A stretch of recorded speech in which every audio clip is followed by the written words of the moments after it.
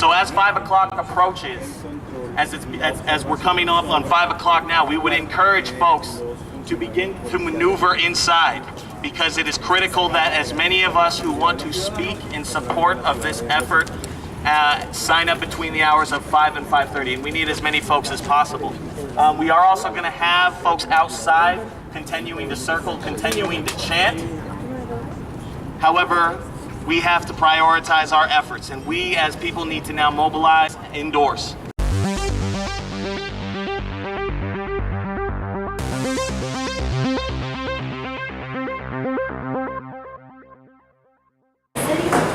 My oldest she's still here.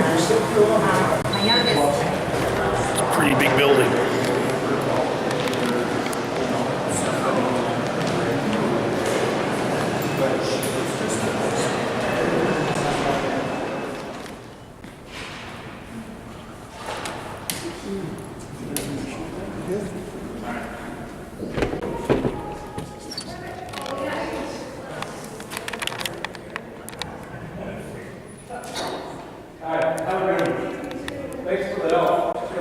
Councilman Lopez, will you please put Council Bill 567 on the floor? Thank you, Mr. President. It's a pleasure. I move that Council Bill 567, series of 2016, be placed upon final consideration and do pass. It has been moved and seconded. The public hearing for Council Bill 567 is now open. Councilman Lopez, would you please provide an overview? Yeah, thank you. With pleasure, Mr. President. What I have before Council and before the chambers today is Council Bill 567, which is if passed tonight, would seek to change the charter, amend the charter in a way that it would add the Office of the Independent Monitor and the Citizen Oversight Board both to the charter, and the difference being that it would be it would only take a vote of the people to change or alter or to remove the ordinance altogether. Both the board and the Office of the Independent Monitor, as opposed to it remaining in ordinance, which it is right now, which only takes either a vote of the city council or the mayor and the mayor to change. Now, there is some language that refers to the independent monitor in the charter, but this would make both the independent monitor's office and the civilian oversight or the citizen oversight board placed in charter, which is the other name for our Constitution in Denver. You know, I in different iterations as chair of the safety committee and had been appointed to the Denver Sheriff's Reform effort, representing city council, and just looking at all the different ways and how we try to make Denver not just feel safe, but really be safe. It's one thing to have a sense of safety. It's another thing to actually have and achieve safety. And in order to do that, you have to have great policing.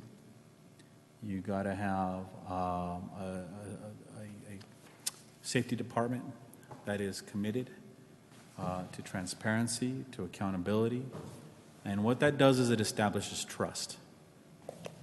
The best detectives in the city are our neighbors, are each other. Our ability to prevent and report crime falls on all of us, not just folks who wear a badge or a pin on their lapel. It's all of our duties. In order for us to be able to do that, we have to feel like we can be trusted, and we can trust law enforcement when we do that. And we do such a,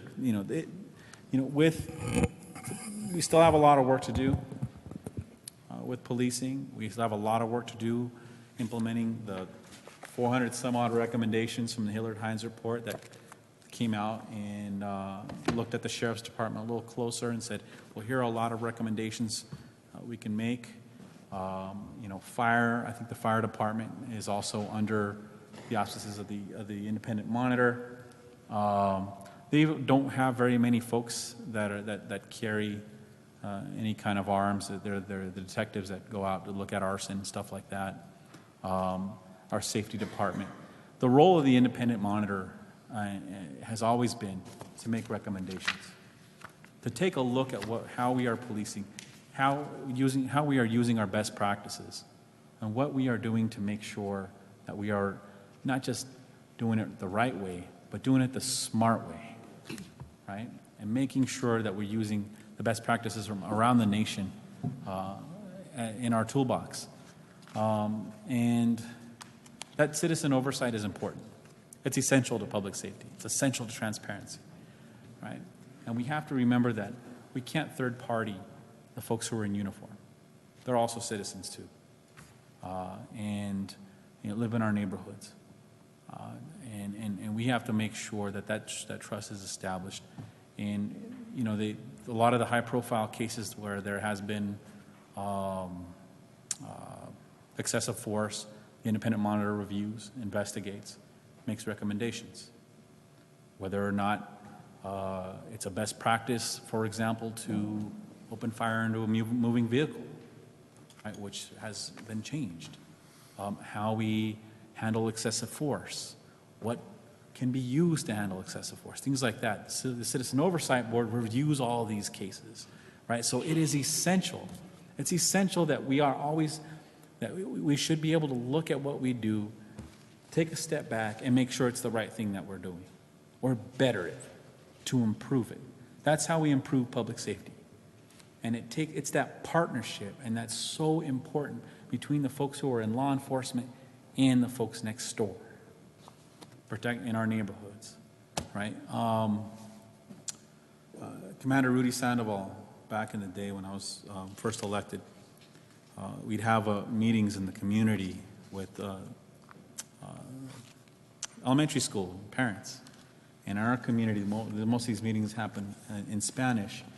And in those meetings, he used to always say, we'd always have folks who were always afraid to put their hand up because they would say, well, a friend of mine's, cousin of mine's mom is undocumented. If she reports the dog next door, is she going to get deported? These are real fears, right? And he would say, nope, that's not our job. The only people that should fear the badge are the folks committing the crimes. And we have to keep it that way, right? And that independent monitor and citizen oversight board, that's what they help do. That's for us in our city, and it has been established for about 12 years. Now, I ran through a lot of the details in committee, but to summarize it, that's basically what it does. Passing it tonight does not make it law. What we are doing with a yes vote is asking to putting this on the November ballot this year to ask voters whether to make this Office of Independent Monitor permanent by charter, the Citizen Oversight Board permanent by charter or not. So that vote is going to take place now. I know we have a public hearing, but this is where it came from. And to know that there are folks in the community that were concerned about that and looked at this as well too and called me up and say, hey, what do you think about this? We have a petition going around the community. I think this would be a good idea. So you know what? It just so happens that on page 177 of this report that we spent so much money for, to really take a deep dive into our sheriff's department, not just picking on the sheriffs, but it's there. Just so happens that's one of the recommendations.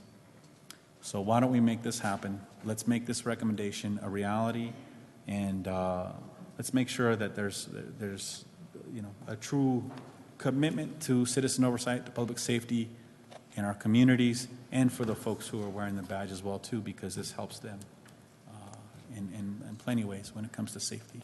So, Mr. President, thank you. Great. Thank you, Councilman Lopez. We have 20 individuals signed up to speak, all in favor, none against. So I'm going to begin calling the first 5 up into the front benches. We'll leave these front benches open for speakers, and then I'll call the next 5.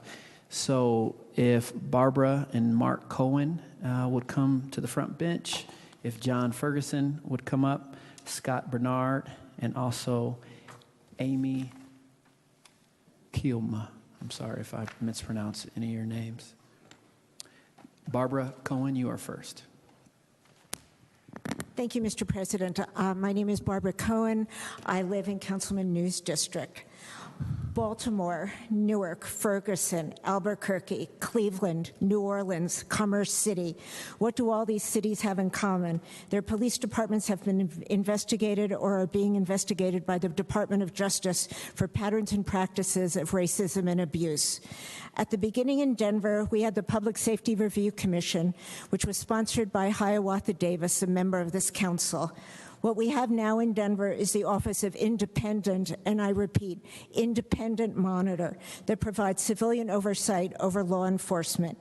We need to make sure that this position is put in the city charter to prevent any future administration from trying to weaken or eliminate this essential institution. It does not cost anything to a citizen of this city, not a single penny. Since Paul Childs was killed by an officer in the Denver Police Department and a group of citizens demanded oversight, we have had the Independent Monitor.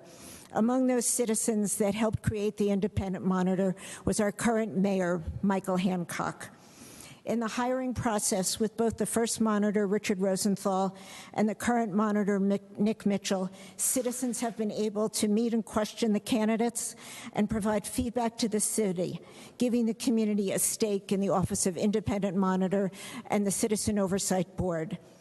I would remind Council that with the Sheriff's Department review, which was started because of the Independent Monitor's report, one of the items they said to be done immediately was to put the monitor in the city charter. This should be done with full Council approval and then taken to the citizens of Denver to approve. Thank you. Thank you, Mrs. Cohen. Mark Cohen. Thank you. My name is Mark Cohen. I live in Councilman News District. As my wife mentioned, in July 2003, a Denver police officer needlessly shot and killed a 15-year-old mentally disabled African-American youth named Paul Childs. It wasn't the first such murder, and it was far from the last, but the age and obvious innocence of Paul Childs led to widespread outrage in Denver's communities. That outrage turned to activism. I was part of that activism, as Barbara mentioned, so was our current mayor. We protested and made demands. A key demand was the creation of a stronger system of civilian oversight of law enforcement. In 2004, that demand led to the creation of the Office of the Independent Monitor. It was not as strong a system as many of us had hoped for. But even with its limitations, and despite attempts to eliminate or weaken it, which I have seen firsthand, the OIM has achieved a great deal and received national recognition.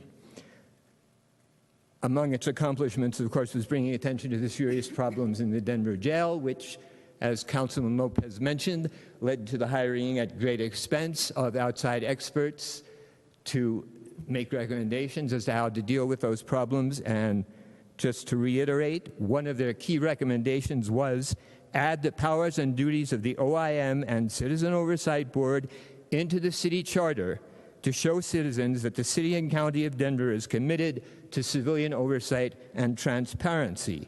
As they said, the OIM and COB should be in the charter, both to protect their existence and authority, and to put them on an equal footing with the agencies that they oversee. So I urge you all to vote for this measure. Thank you. Thank you, Mr. Cohen. John Ferguson. My name is John Ferguson. I live at 901 South Downing Street. Mr. President and council members, I just want to, Councilman Lopez's statements about why this is important were pretty good. I couldn't add to that or make a better case. I just want to say that this is an important time with regard to policing in our country and certainly in Denver. We all recognize that it's important for us to move forward. If we're going to have a great city, we have to have affordable housing and we have to have great policing. And it's clear to me that strengthening the office of the independent monitor is a way to move toward better policing. So it's a simple deal, like building good roads. So I hope you'll all vote in favor of it. Thank you. Thank you, Ms. Ferguson. Scott Bernard. Hi, Councilman. How are you? President. I want to take this maybe to a little bit. Just introduce yourself, Oh, yes. please. I'm Yeah. Scott Bernard, 4451 South Ammon Street, Denver. I'd like to take this to a little bit higher level other than just supporting what everyone else has said and the support of the independent council being part of the charter, which I strongly urge to support. But I would say they need not be independent. The problem is so bad in the culture of corruption in the city of Denver and throughout this country that the citizens. Let me give you my background. I've done civil rights for over 25 years. I came out of Chicago, which is arguably takes the kind of the ward of the culture of corruption throughout the whole state, not just in the police department, if anybody's been following the news. So after 25 years in talking to many retired police officers that are still working and investigating police departments, the culture of corruption in the above the law activity of police officers in this country and in this city is unconscionable. It's absolutely egregious. It's just not about killing people that are unprotected and that don't have arms, and I'm not going to rehash what everyone else has said and everyone knows, but it's about standard operating procedure. That's unconscionable. That is just not being followed. We can't, I mean, the independent counsel or the Office of Independent Monitor, I believe, isn't even strong enough. They need to be an advocate of the citizens. We have nothing to protect our citizens. The state attorney's office protects the cops that lie. The state's attorney's office does not prosecute. They protect the internal affairs. So this is really, it's kind of a facade, the whole thing. They do serve a good function. You know, it's a good step in the right direction, I believe. Now, I came from Chicago, which is pretty egregious. But I've been here for a couple years. And what I'm seeing, and this is all over the whole country, it's just not Denver. But playing both sides of the law, the lying, the deception, the culture of corruption that exists within Denver Police Department has got to change. And I strongly support the bill. And I think we need to take it a step further and to plant the seed for further hearings and petitions is that all officers should be taking lie detector tests, not before they come in force, but afterwards, periodically. And I think that's really going to help to weed out the good cops from the bad cops. The bad cops are taking a bad rap. The good cops are taking a bad rap in a sense because they can't do anything. Because if they come out and speak, they're going to lose their job. They're going to lose their pensions. They're going to lose the health care. They can't. So they have to turn a blind eye. For the other two representative officers, which I put them in categories 1, 2, and 3, the road cops. Mr. Bernard, you've run out of time. Thank you. Well, thank you very much. Thank you for hearing me. Yeah. Amy Kuma, if you could, and I'm sorry I didn't mention this before, if you could hold your applause so we can get all the folks in, I greatly appreciate it. Say your last name. I'm sorry if I mispronounced it. Amy Kafuma. Kafuma. Yeah. Wow. I live here in Denver. I'm also an organizer with the Denver Justice Project. And I just want to follow up Paul Lopez's words that if any council members here tonight are on the fence about passing this measure, that you consider letting it go to the ballot and letting the people vote on this. Also, I want to, again, kind of reiterate what I might have spoken in the Charter and Governance Committee meeting, which is that I really appreciate the current OIM's office. Not only are they extremely knowledgeable, they're forward-thinking, they're progressive, and I think their recommendations and policy recommendations reflect this. I also think they do something that we don't acknowledge often is how proactive they are in terms of addressing police practices and patterns. And like Kanish said in the committee, that is an office when they are so forward-thinking and part of the solution that should be institutionalized, respected, and given more authority. they're also setting a precedence for being proactive. You know, of course, they're dealing with abuse complaints and dealing with the different investigations and things like that that are in line with, I think, their approach is in line with what is going on nationally in terms of reform. But like I said, I really want to emphasize the fact of how proactive they are being in terms of whether it is adopting technology that helps improve police practices, whether it is community outreach or bridging the gap. All of those things should be valued, and I think it's definitely something that needs to have that respect and authority by being put in the charter. So thank you. Thank you, Ms. Kafuma. I'm going to call, hold your applause, please. I'm going to call 5 other folks up to the front. Michael Rayek, James Seven, Dale McDonald, David Larson, and Alex Landau. Michael Rayek, you will be first. R-E-Y-I-K is what I have. But maybe that's you. Come on up. Maybe we got entered in wrong.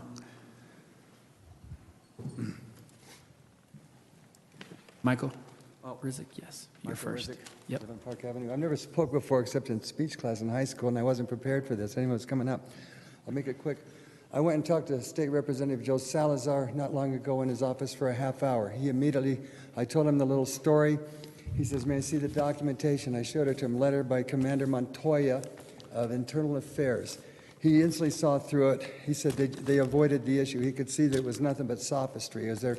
I had an internal affairs investigation. Mike Morrissey, my attorney for 25 years, top flight guy, he saw through it. He said they avoided the issue. I made a very specific issue. A crime was committed by 2 police officers. I reported to Internal Affairs. I also talked to Angela Williams, state representative. She saw through it. She suggested I get with a grassroots organization. So did Mr. Montoya and Mr. Morrissey. Made the complaint to Internal Affairs. I got this letter from Montoya, which anybody can see through. It proves that he is a sophist and a deceiver. Commander Montoya, is a coward of the worst sort, and he's also a thief of tax money. I can prove this irrefutably with this letter. And I got with Mr. Landau, this criminal justice thing, following the advice of these people that I told you, Angela Williams and so forth. I also talked to Michael Kerrigan, ran for district attorney. I told him about it. He quickly grasped it. He said, if I'm elected district attorney, I will put a stop to this practice. He said, I suggest you get on Denver. The cops do this hundreds of times a year. I mean, common sense is easily seen to this, which I can prove the details if I had the more time. I have all the documentation that proves it. Then I went to an internal independent monitor. Mr. Mark, all they did is rubber stamp. They totally rubber stamped and avoided the issue. I showed it to these people I talked to, Mike Morrissey and so forth. They saw it, the trial attorneys. Same with Joe Salazar. Yeah, they just rubber stamped it. Mike Morrissey said to me, Mike, you should see about getting with an organization and trying to get a truly independent monitor, because these are not a really independent monitor. So I'm going to have a meeting with their representative, and it's virtually impossible. There's nobody that can dispute what I say is true, because I have the letter from Montoya and I have the letter from the independent monitor. I believe they're as crooked as they can be, and I'm not going to back down on saying it when I got the proof to show it. That's all I have to say. Thank you, sir. James Seven. Good evening. It's James Salem. Sorry about the sloppy handwriting. Oh, okay. Sorry about that. I'm here because I've been growing more attached and more involved with my community, the neighborhood I live in. That's 1620 Grant Street. That's over in downtown. And a lot of people know that in that same area along 16th Street, there's been a lot of violence. With that, there's also been a sort of lax response from some police forces, from officers down there who generally don't seem to mind too much that there's something going on. And as I had come down here, I'd been hearing about this oversight by the community that I think is incredibly important. It's going to keep an authority where it needs to be vested the most, which is within the community. And to trust that the police will police themselves, I think, is a flawed idea. Because if you have bad cops, if you have poor cops, if you have corrupt cops, then they're not going to police themselves or anybody else. They're going to make sure they can continue doing what they're doing. And I would say I'm very much in favor, 100% in favor of this idea. I do want my community to be safe. I want other people's communities to be safe. And I think those same people who live and work in those communities are the ones to help do that, the ones who will oversee it and the ones who will make sure that those outside of the communities, including the police, as good or as bad as they may be, are always going to be scrutinized and criticized for what they may do, whether it be good or bad. And that's all I'd like to say. Thank you, sir. Dale McDonald. Good evening. My name is Dale McDonald. I'd like to thank Council for the opportunity to speak this evening. I live in Denver City and County, Councilwoman Black's district, and I'm here as a member of the Denver Justice Project to speak in support of Council Bill 567.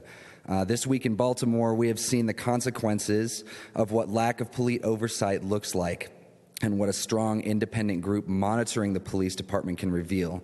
This is just the most recent example of the fact that police departments have shown themselves incapable of overseeing the police departments in and of themselves in a manner that's in the best interest of the public.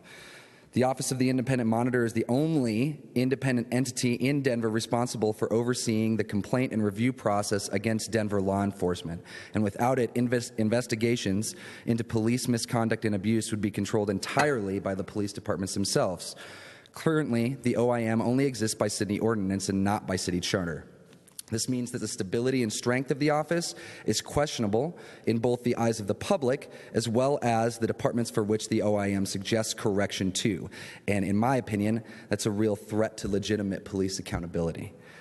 Denver Justice Project has been working with Denver Council member Paul Lopez to develop language to strengthen the Office of the Independent Monitor and the Citizen Oversight Board and ensure its continued existence by adding it to Denver City's charter through an amendment that would appear on the November 2016 ballot.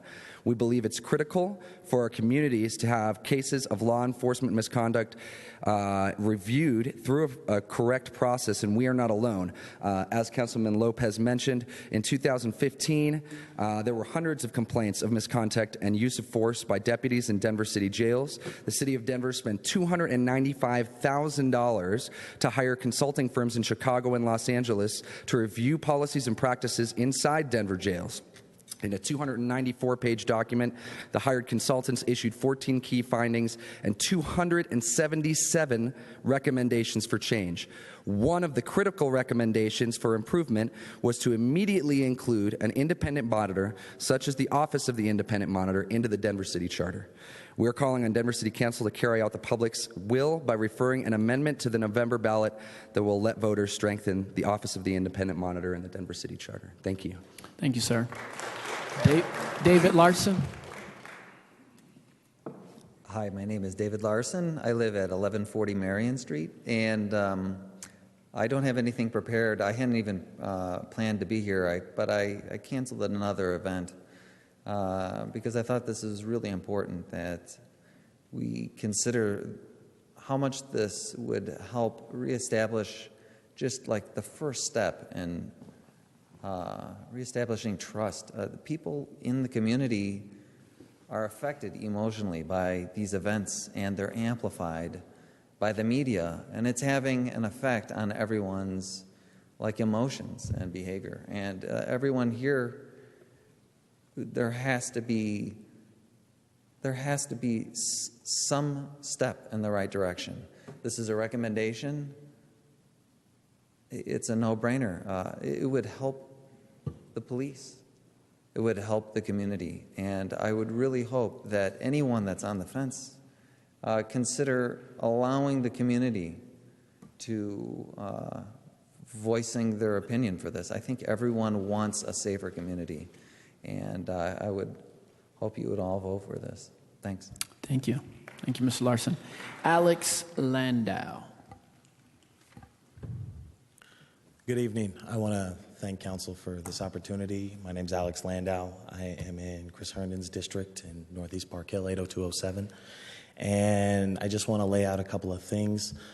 The Office of Independent Monitor is, as some of my colleagues have already said, the only independent entity responsible for reviewing allegations of misconduct from uniformed personnel. Also, the relationships that we've developed with the Office of Independent Monitor have really allowed community the chance to see firsthand where policies that need improvement actually sit, or ways we can work together to improve things, whether that's in the charter, in ordinance, or even in just police policy, things that we can improve together and really highlight. This change would not cost the city of Denver, the Denver residents, taxpayers, any additional funds. This would also codify an office that is just as valuable as a mayor, as a chief of police, as a manager of safety, other areas that already exist in the charter. And we have to acknowledge that relationships between the community and law enforcement are not good. They're very charged. Tensions continue to grow. Just last year, we settled between 2 cases that came out of the jail, homicides that cost us $9.25 million. And these are not ways that we as community can feel safe. This is a great step down the road towards repairs of damages that have been done over generations. And I think having this office in the charter is a much more comfortable way for the community to report to the independent oversight. Going into internal affairs and reporting your experience with uniformed personnel who work in the police department is not a comfortable experience, nor does that feel like a reliable process. And I can attest to that because I've had to do it myself. And I saw my case get totally neglected by internal affairs. So just knowing that this is a comfort for the community to see that the city is actually taking these positive steps towards codifying an office that was referred to by the independent consulting firms that we hired go straight to the charter. So please, we encourage you, if you are on the fence, to vote yes and leave this up to the voters of Denver. Thank you, Mr. Landau. We have 5 more speakers. If those of you would return to your seats and get the other 5 speakers: Mimi Madrid, Denise Mays, Darlene January, Andy Coco, and Dr. Val Flores. Mimi Madrid, you are first.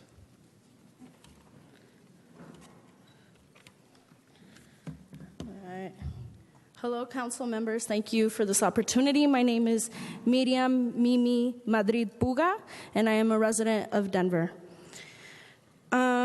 As much as our colleagues here have been saying, I have 4 simple reasons why I believe that for folks who are sitting on the fence should vote in favor of this. The first one, of course, it is 0. It doesn't cost at all whatsoever to put this on the ballot. For number 2, I really believe that this measure should be voted by the people of our city. And then third of all, the Office of Independent Monitor is the only entity to report cases of law enforcement misconduct and violence or abuse. And I believe this is the reason why it's so important. Many of us in community work with families who have been impacted by police misconduct. Particularly, there are many questions still for families and community. There's still a lot of questions that come from young folks who have experienced misconduct from police. And I just want to share that Joelle Bell was the sergeant who ordered officers to apprehend Ryan Ronquillo in 2014 while he was sitting in a running car in a parking lot full of families, full of children, full of elders. And Jeffrey DeMana was one of the police officers who shot into the vehicle. And based on that incident, Ryan Ronquillo, a member of our community, a child of our community, a friend of our community, was killed. Denver's independent monitor, Mitch Morrissey, was the only one who said that Bell's order to apprehend Ryan Ronquillo in that funeral home parking lot was against procedures. This is why we need this office, because there are families who are still grieving. There are families who still have questions, like April Sanchez, who wants to know why Chief White ignored the fact that police officers charged at Ryan Ronquillo There's questions that you can assume. Why her son? And it is this office that we need. Additionally, as a queer, two-spirit person in this city, I feel much safer with an Office of Independent Monitor to help other young people who are lesbian, gay, bisexual, and trans, who face a lot of violence and a lot of profiling when it comes to police interactions. And so I really ask that for those who are on the fence, to please vote in favor. Thank you, Ms. Madrid. Thank you.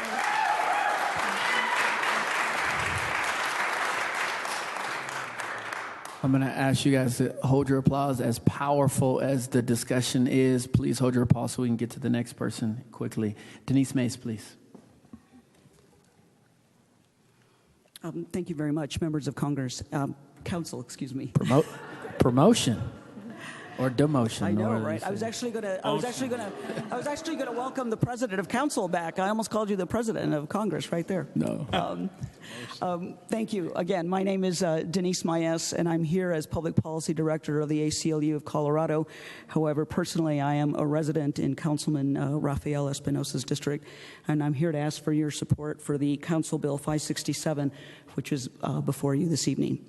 You've heard a lot of testimony already, and we'll hear a little bit more, and I certainly don't want to be repetitive of what's already been said by, frankly, individuals who can speak to the matter far better than I can. But I do want to underscore some very important points. The ACLU nationwide has long advocated for an Office of an Independent Monitor simply because it is independent and subject only to citizen oversight, which is what the Citizen Oversight Board does for you here in Denver.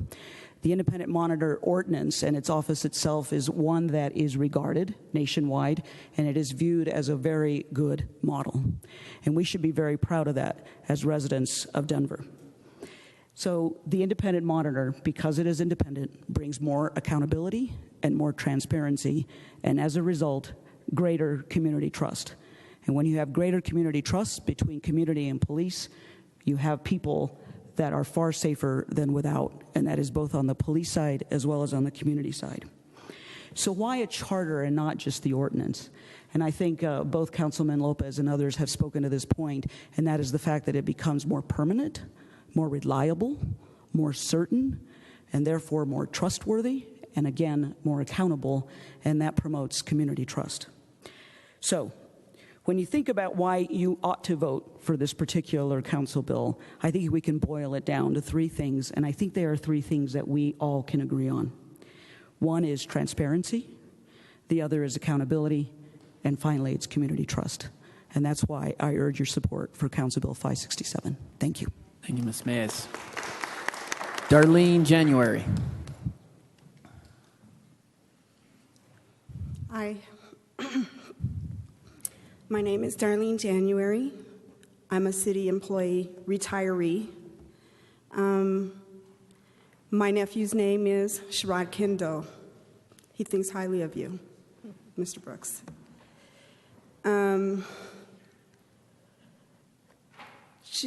This young lady back here, she mentioned Jeffrey DeManna, who shot Ryan Ronquillo.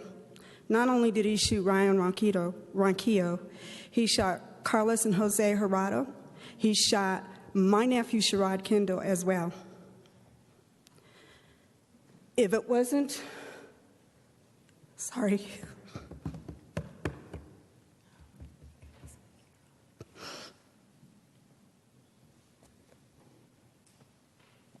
If it wasn't for OIM, they put a safety shield, because right now Sherrod is in the Van Size Detention Center. If it wasn't for them, Sherrod would be dead.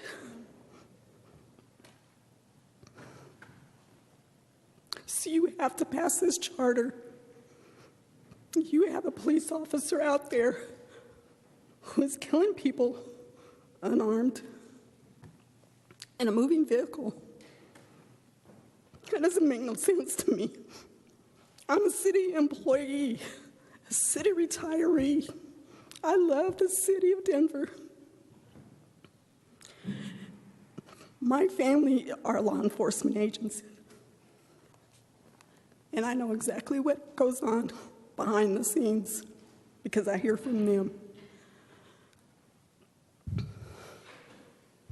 I now have a mistrust, even with the good police, because of that, because they have that code blue of silence and they protect their brethren.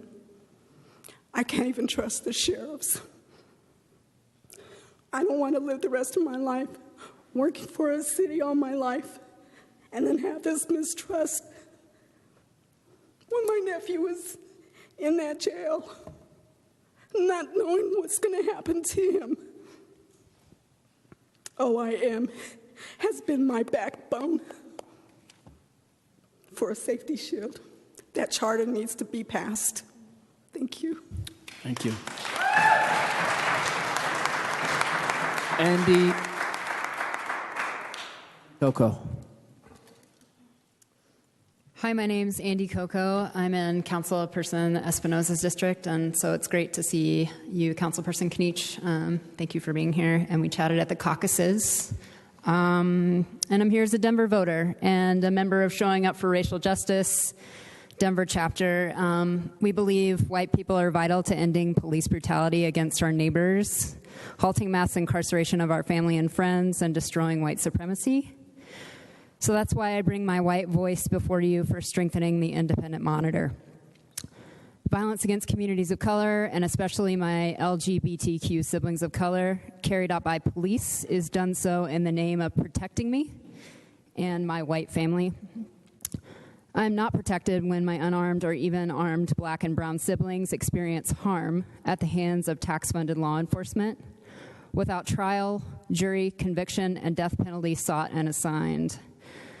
I say not in my name, and I count on a strong independent monitor to say not in Denver's name. I want the independent monitor around for good. Surge Denver's chapter is thrilled to sign on to strengthening the office of the independent monitor. Local public officials have called us a national model for policing, and not yet. Not until the end of the beating and murder of unarmed community members can we be a national model. Tonight is your chance to let voters strengthen our national model status. I believe in a world and intend to create a world that knows how to support and connect with our neighbors, and may we not believe in the future that we need punishing systems to do that. Until then, I will put my energy and faith in reforms for police accountability. These are performance reviews with the highest stakes for performance issues. Tonight is one big move towards being a national model of community care, and I saw many of you smiling at Maya Angelou's poem, Still I Rise. All of our communities too shall rise in well-being and in spirit and in keeping lives when we increase community confidence and oversight. Until then, we rise up and lay out for you what a national model looks like. I implore you to bring police oversight to the ballot.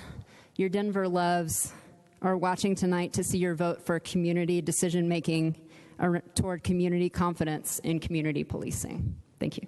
Thank you. Dr. Flores. Hello. Thank you. My name is Valentina Val Flores, and I represent Congressional District 2 on the Colorado State Board of Education. And I know this may be tangential, but I'm speaking about policing. And policing, especially in schools. I just don't believe that police should be in school. Not because I think that police are bad people. I think police and policing, of course, is important to our communities. Somehow, our society and our communities have gone a little too far. We used to have counselors and social workers, psychologists in schools. We still need them. And we can't do without them, but it just is that we are not affording those individuals in our schools. Those are the people that we need in our schools and not police. And that's my comment. I would like us to think about taking police out of schools and getting more counselors and social workers and possibly more psychology and mental health for our society and for our community. Thank you very much. Thank you. All right. We have the last 5 speakers. So those who are sitting up front, if you could return to your seats. And Rebecca Rivas, Rachel Lehman, Andrew Palmer, Brittany Calatilinas, I'm sorry if I mispronounced your name, and Roshan Bliss. And Rebecca Rivas, you will be first.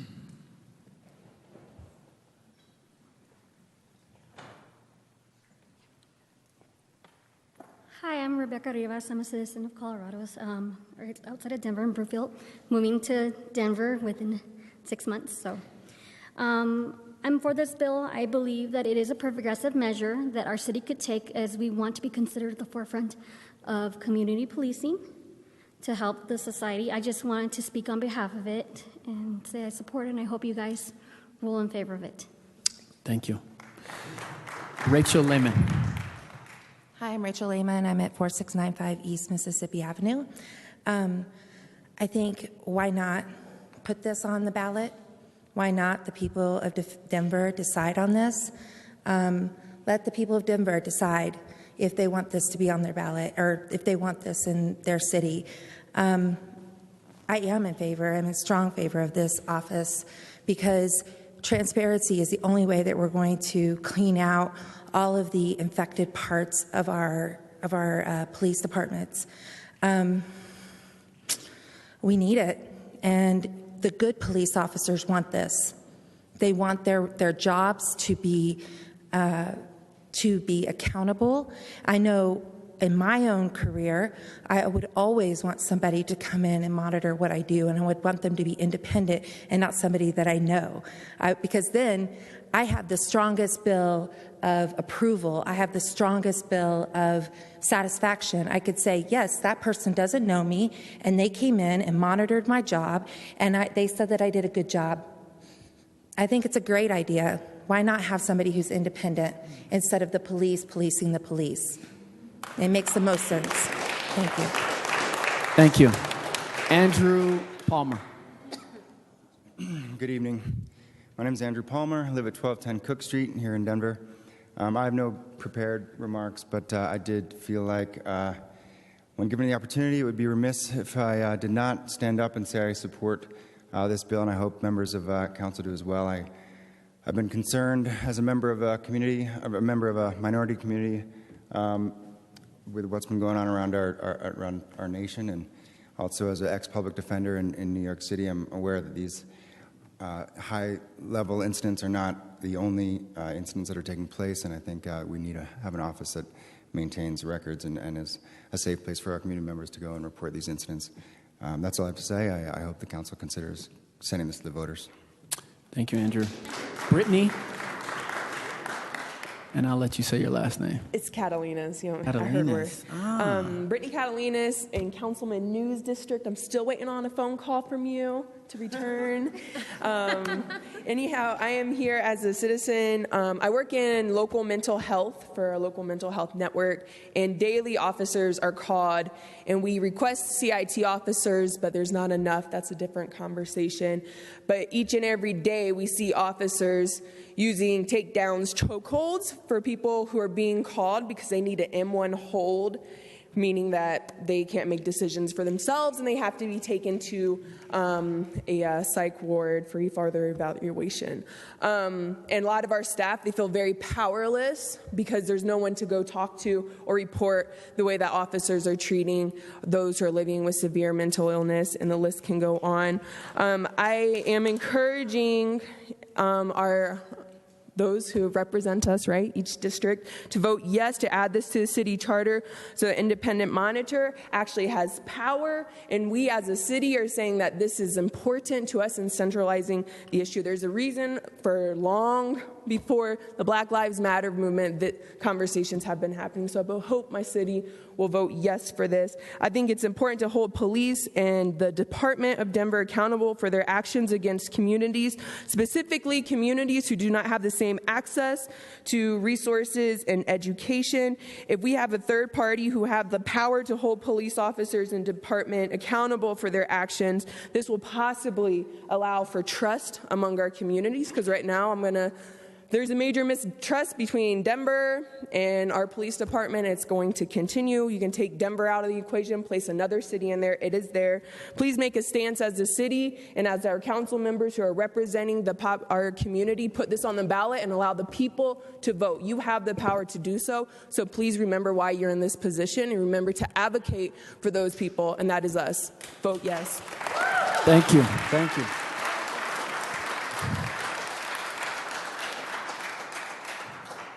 Y'all gonna act like you didn't hear me say don't clap anymore, but that's okay. Roshan Bliss, our last speaker. Thank you, Mr. President. My name is Roshan Bliss. I live at 901 West 10th Avenue. It's in Councilman Paul Lopez's district. Thank you, Councilman Lopez, for bringing this bill. I'm a part of the Denver Justice Project, a local advocacy group that has been pushing for this change. And I'm here to say that not only is the Denver Justice Project joined by all of these faces, many of whom you normally don't see in this hall, to advocate that you pass this bill as the representatives of Denver, but I also came to deliver 287 signatures of the petition that the Denver Justice Project circulated, not very far or widely, I might add, to strengthen the independent monitor. We got so much support for return on the investment of not as much energy as we enough energy into this petition, because the people of Denver feel so strongly about this. And I want you to know what this petition that 287 of your constituents signed calls for. It says, "We, the undersigned, call on the members of Denver City Council to pass a city charter amendment that strengthens the Office of the Independent Monitor by giving it stronger independent investigatory powers and protecting it from being shut down without a vote of the people. Cops investigating cops does not keep our communities safe. We need true independence, credible transparency, and real accountability. We are calling on the City Council to use their platforms to unequivocally voice their support for this change and to do all they can to ensure that the voters know about how to support the amendment's passage in the November elections." I read this because in addition to putting the amendment, the OIM in the charter, 287 and more of your representatives are supporting not just putting it in the charter, but strengthening the independent monitor from the way that it works now. They want oversight with teeth. They want independent investigatory powers and so much more that though this charter amendment is an important first step that we feel that you must support, it is also pitifully insufficient for the kind of change that we need to see in the way that we oversee the people we empower to kill and take lives and hurt people in our community for our protection. We have to remember that this is the first step in a much longer fight to transform the way that we hold police accountable. Our disciplinary process in Denver is full of holes. The police union can do so much to support the safe passage of or disregard of disciplinary recommendations that come down on their officers, and the people of Denver can do very little to stand against it. Mr. You Bliss. know that this has to be so much more. Mr. President, Milwaukee is burning this Your weekend. time is up. Thank Denver you. is second only to Baltimore Thank you. in killings by police, and Thank you you. must stop it from Thank being you. next. Thank you.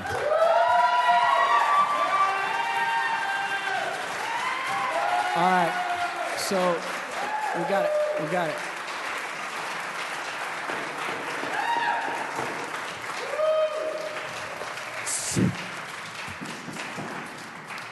Questions by members of council?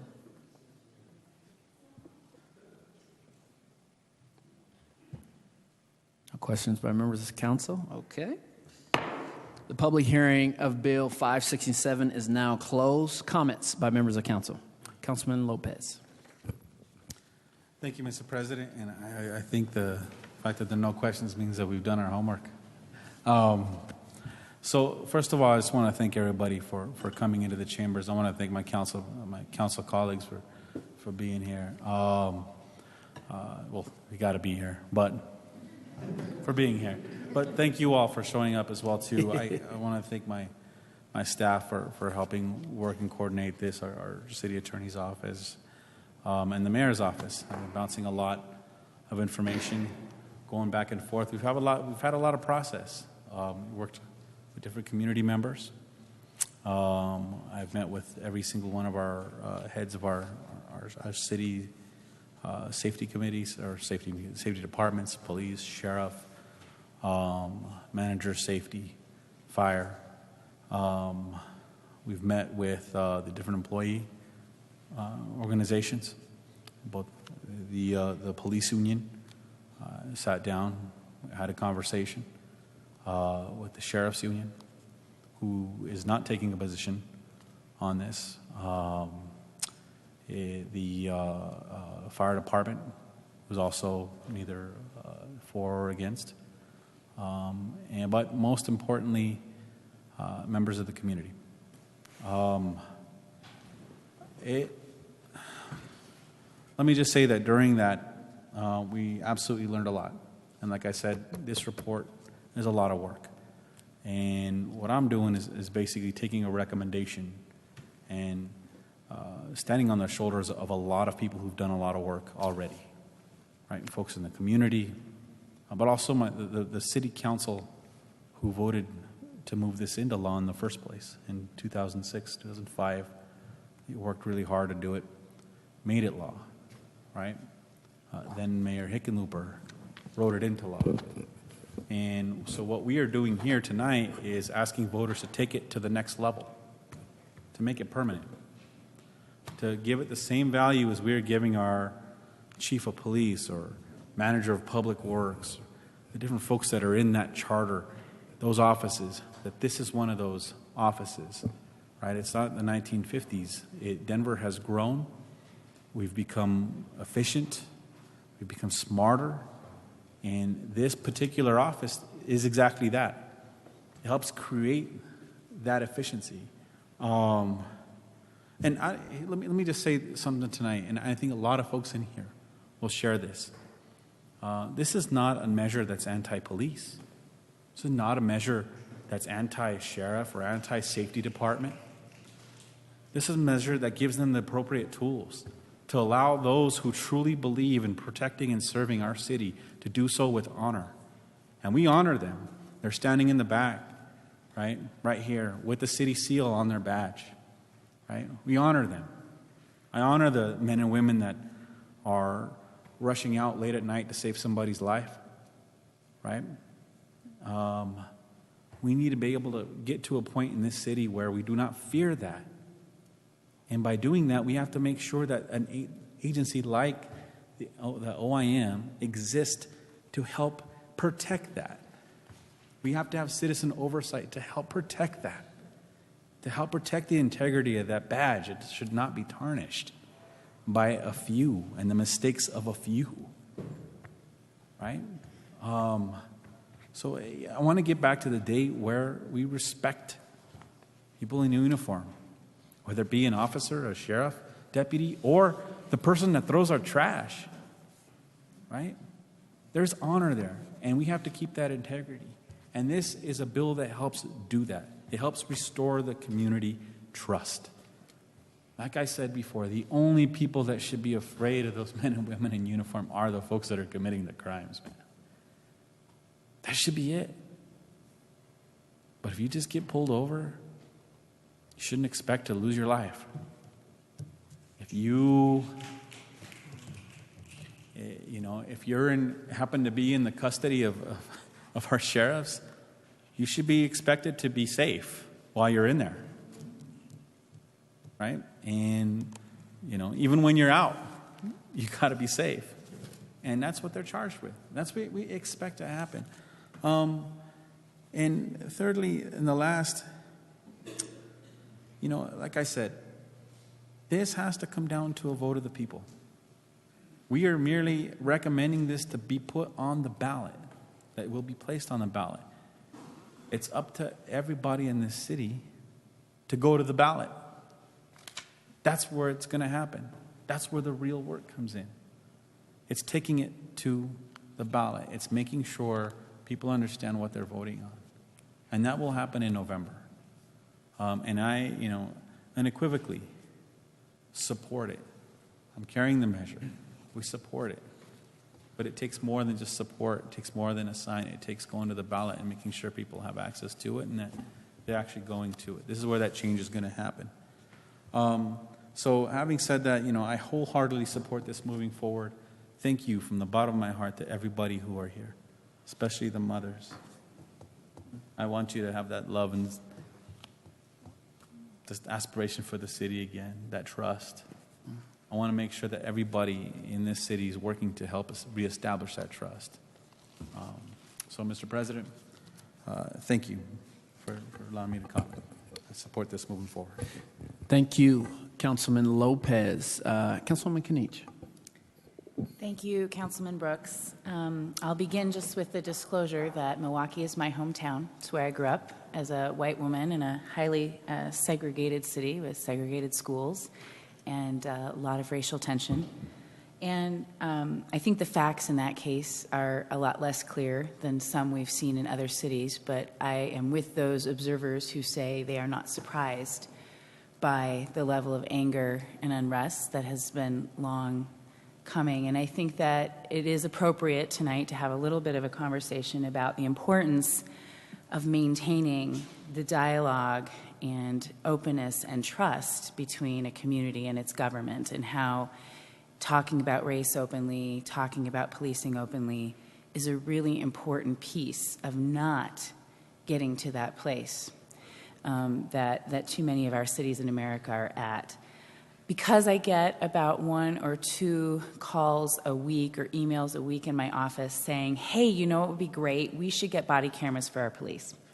And I tell folks, we actually have, up to 800 officers already scheduled or already receiving their body cameras. And in those same calls, I get those folks who say, we should have an independent body that oversees and monitors the police department. And each of these calls, I explain to folks, hey, we've had one for more than a decade here in Denver. And so I think there's confusion, and even tonight, I think some of our speakers, so I just want to reiterate really quickly, tonight's vote is about institutionalizing a commitment this city has long held to independent monitoring, and our independent monitor does already have access to investigations of all officer-involved shootings, access to internal files for use of force.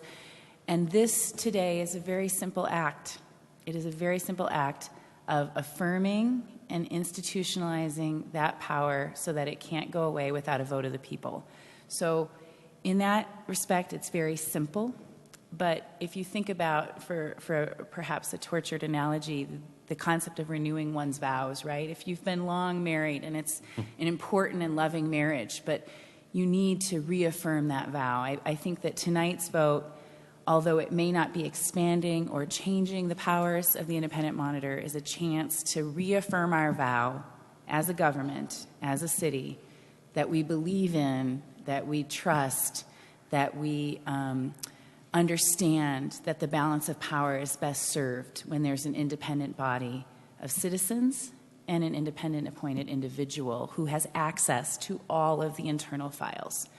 And so I hope that our voters, when they see this, some of them will be surprised. Some of them will say, hey, this is a great idea. And they will think they're putting the first independent monitor in place. And that's okay, because if thousands of voters who never knew we had one before learn that through this election, that's a good outcome. And for those who've been concerned and knew that we had one, but felt that it was time for us to say as a government and as a people that we're reaffirming our vow, I think it's worth it for that purpose too. So as simple as it may be, it's important. I fully support it tonight. I thank Councilman Lopez and I thank the community for bringing it forward, and I will be voting yes tonight.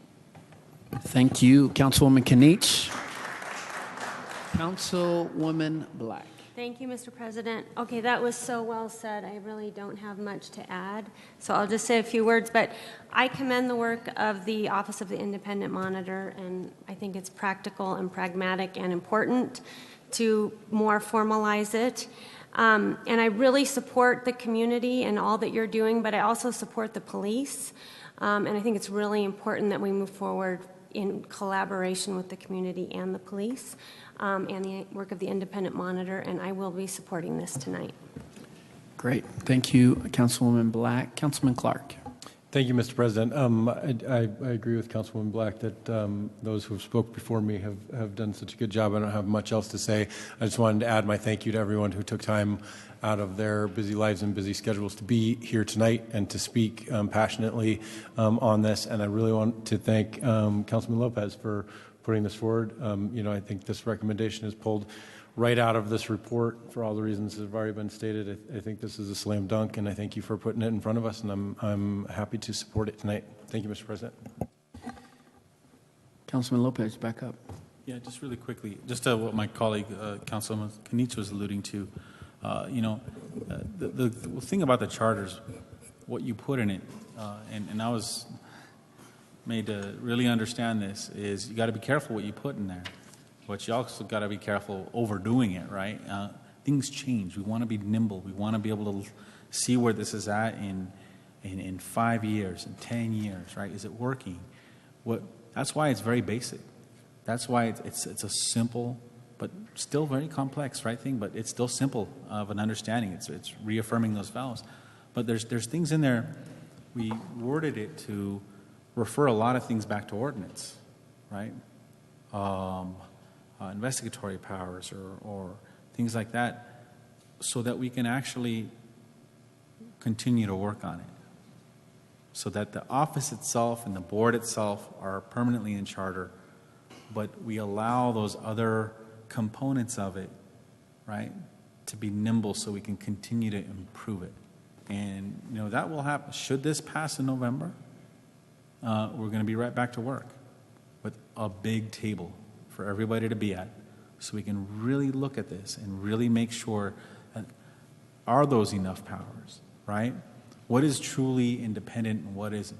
What is working and what isn't? And so that, my community is what we are doing by design, and that's why you don't see a big long bill in front of you. It's because we want to be nimble. So, just wanted to explain that. Thank you, Mr. Thank you, Councilman Lopez. And I'll say a couple things. Bill 567, for those who have been watching and those who are here, and I want to say this in another way so that you understand what's happening. In our hierarchy of law, it goes from policy, which is in departments, which they can, a policy head, an agency head can change that at any time, to ordinance, which we as city council can change with 7 votes, to charter, which is our Constitution. Bill 567 basically takes this Office of the Independent Monitor from, ordinance all the way to charter. And a lot of people have been asking me about that all day. And if anything is to change, it will always have to be from a vote of the people. And so you heard Councilwoman Kinich say that it institutionalizing it, and it does. This is a no-brainer. I mean, if you are if you're a sitting council person, even if you don't agree, you got to agree to let the people vote on it. And so this is a no-brainer for us, and for me personally. So I'll be supporting this. But I just want to say a couple things. One, I come from a family where my dad was in law enforcement for 30 years, worked for 30 years. And my mom is an educator and a former Black Panther. So you can imagine the conversations at the table that happen. But I credit the tension and the person I am today because of those two conversations. And I hope, and I want to encourage the people in here today to not, and you are in the government, and I'm so excited that you're here, but stay here. Do not go back to silos. Keep working with folks who are thinking differently than you, and to come up with some community solutions. Because when we get to silos, that's when we're in trouble as a community. That's when we divide as a community, and that's when we don't get anything done. But when you all, and Councilman Lopez, I'm so glad he brought this forward, but I know for sure I was getting emails and phone calls from a lot of people in this audience as well about this bill. And so this was a community-led deal, and I want to thank you for that. I heard a quote today. It says, peace is not just about the absence of conflict. It's also about the presence of justice. And in our community today, and what we're seeing with a lot of folks who are unarmed and experiencing a loss of life, we are experiencing a loss of justice. And this is the just thing for us to do today. So I'll be supporting this, but I also want to say we got a lot of work to do in our community. And 99% of the folks who are in law enforcement are good people. We just have to work on the issues and the systemic issues that we're seeing all throughout law enforcement. So this is just the beginning. I hope you guys stay in this. Councilman New, I see you up. Yeah. Thank you, Mr. President. I just want to, first I'll say, Brittany, I'm sorry you didn't get your call. I've been looking forward to talking to you tomorrow. But first, I support this bill, and I look forward to, I've enjoyed the discussion and my colleagues' comments. The independent monitor is very important. Our charter, the most important responsibility in our charter is public safety, and the independent monitor surely fulfills that. To me, it's almost like Councilwoman Kanish mentioned, it's body cameras. It's all about transparency, review, performance improvement. So it's something that we've got to continue to do, and the city believes so strongly in performance improvement in all our departments, and especially public safety. So I really look forward to the passage of this bill, and I really appreciate Councilman Lopez bringing it forward. So thank you for being here tonight. Thank you for your comments. I look forward to his passage. Councilman Herndon. Thank you, Mr. President. I'll just chime in since other people were commenting. I mean, what we have before us is just a question of should it go to the ballot, which is a fairly simple question. I cannot even think of a reason when we shouldn't be allowed to send it to the people to vote. I think that makes sense. But I want to take an opportunity just to speak about the men and women in uniform. I've worn a uniform before. I served in the military for just under 7 years, so I have an idea of what it's like to put your life on the line. And as Councilman Brooks said, when you do that each and every day, there's a certain amount of respect that you deserve. And we have people that tarnish the shield, and they should be held accountable. But I respectfully disagree when we talk about a blanket culture of corruption, particularly our men and women. I've done ride-alongs. I've spoken with them. I've gone to them. I know they're family members, and they care about their community. I represent Northeast Denver, so I have 2 police districts, Northeast Park Hill, Montbello, and their community events when officers are out there playing basketball with the community. They say it's hard to hate somebody you know, and I know that these police officers know their community. I think about the commanders, Commander Callow in District 2, about Commander Thomas, and I just want to say that they work tirelessly for their communities. And I want to thank you for coming out, because for the ones that tarnish the shield, we should absolutely hold them accountable. And we need you at the table to make sure that our communities feel that sense of trust that some don't. So I believe that this should move forward, Mr. President, but I just want to take that opportunity to thank you for being here and realize, as Councilman Brooks said, let's continue to have this conversation, because it's hard to hate somebody you know. So let's get to know your community, let's get to know our officers, and we can make sure that Denver does not become other cities that we see happening across the country. Thank you, Mr. President. Thank you, Councilman Herndon. Any other, Councilman Lopez, you back up? No, I don't know why it's there. Okay. We just keep you there tonight. Council Bill 567. We never close a public hearing. It is officially closed. Madam Secretary, roll call. Lopez. Aye. New. Aye. Sussman. Aye. Black. Aye. Clark. Aye. Gilmore. Aye. Herndon. Aye. Kanich. Mr. President. Aye. Close the voting and announce the results. 9 ayes. 9 ayes. Council Bill 567 passes.